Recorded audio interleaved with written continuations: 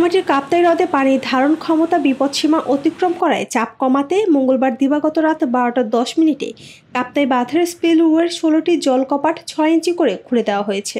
গতকাল রাত 12টা 5 থেকে 12টা 45 মিনিটের মধ্যে কর্ণফুলী পানি বিদ্যুৎ কেন্দ্রের স্পিলের 16টি গেট 6 ইঞ্চি পরিমাণ খোলা হয় এবং সেই সময় রিজার্ভারের পানির লেভেল ছিল 108.05 এবং 6 ইঞ্চি স্পিলে গেট খোলার জন্য পানি 9000 কিউসেক পানি স্পিলের গেট দিয়ে বের হয়ে যাচ্ছে। আর পাশাপাশি আমার 5টি ইউনিট বর্তমানে উৎপাদনরত আছে এবং যার জেনারেশন 222 মেগাওয়াট এবং 5টা ইউনিটের মাধ্যমে প্রায় 32,000 কিউসেক পানি ডিসচার্জ হচ্ছে।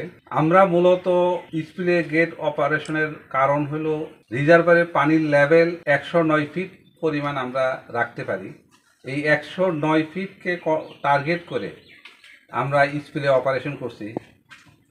কারণ হলো যেহেতু এই সময় রেইনি সিজন শুরু হয়েছে মাত্র, সেই ক্ষেত্রে সামনে আরও প্রচুর বৃষ্টিপাতের সুযোগ আছে।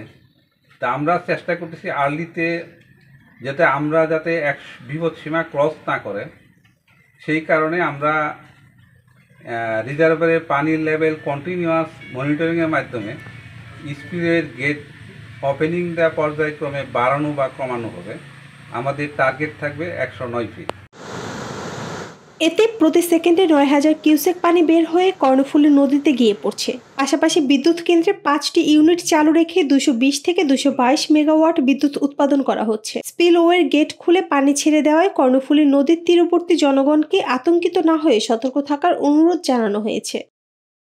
পানি বিদ্যুৎ উৎপাদনের লক্ষ্যে 1960 সালে কর্ণফুলী নদীর উপর কৃত্রিমভাবে এই কাপ্তাই বাঁধ নির্মাণ করা হয়।